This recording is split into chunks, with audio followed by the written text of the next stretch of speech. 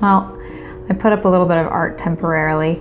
I'm in between studio spaces. I'm finishing up at a co-working space, and I'm going to be moving into a studio space with a couple of other artists in November. But I still want to have some art over here, so yeah, I put that up with painter's tape, so it's not permanent.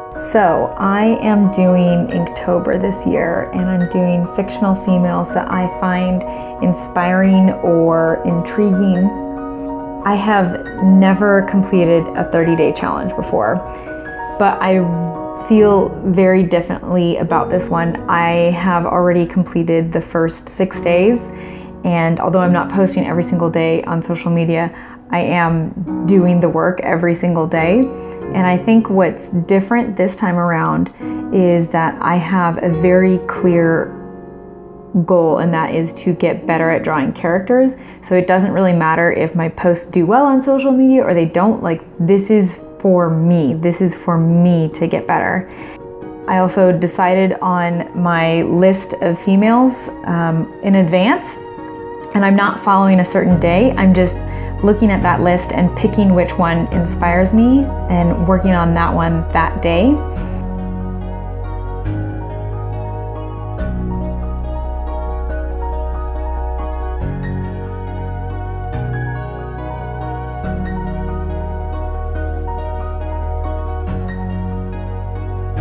I also have been setting aside every single morning and getting up and making sure I go to bed early enough that I can wake up easily. I'm getting up at 7 a.m. and I'm not looking at social media at all, and I am journaling. I'm doing like 3 pages of journaling, and then I'm setting myself a timer and immediately jumping into drawing. So like the first hour and a half of my day is drawing and journaling. So I'm not getting anybody else's problems or exciting news or bad news or whatever in my head. I'm just doing my work and getting clear on what I want out of the day first thing. I'm a morning person, so that really helps a lot. But also I'm just much more happy without social media at the very beginning of my day. I've also cut it out in the evening time before I go to bed. The only thing I'm allowed to do before bed is read a book. And I'm sleeping better. That didn't last long. But I still get sucked into the social media trap. Some of my posts have done well and some of them haven't, and that's kind of frustrating.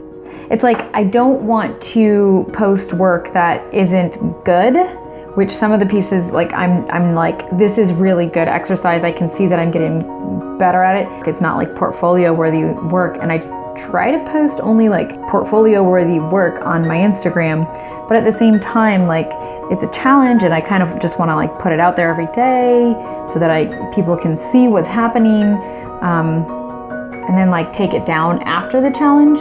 I'm not sure how I want to handle that, so we'll see how that goes. Oh, and if you want to see, I'm Paper Playgrounds on Instagram. I usually write about why I chose the female that I'm drawing. I also wanted to talk about kind of a revelation that I had about art as well. I have been feeling really angry about the confirmation of Brett Kavanaugh. And I was out of the country when the election happened and when the inauguration happened. It was a very isolating feeling. I didn't really have anybody that I could commiserate with.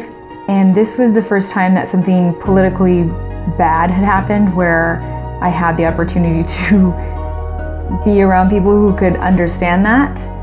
I went to Lisa Congdon's grand opening for her retail space. I was surrounded by her artwork and these amazing, creative, empowering women, and her artwork was super relevant. She had prints that talk about protecting the vulnerable, and she has a print that says your story matters. And my friend Bryna bought a piece that said eyes forward, heart open. Lisa had all these books that she'd illustrated that talked about artistic women Brianna even wore a shirt that she had designed that said, "Believe her." I left not feeling helpless. I felt empowered. And I realized that that's about community, but it's also about art. Art is really important, and it can be very powerful. It helps people. It gives them something to share, something to rally around. It shifts a cultural perception, and the culture matters. The culture can influence the direction that we're going. It's easy to share an image when maybe you're not the best with words. Art can speak to people in deeper ways than maybe a really long article or a really long video can. It gets across a message in just a glance, and I think that's really powerful and it's really important. So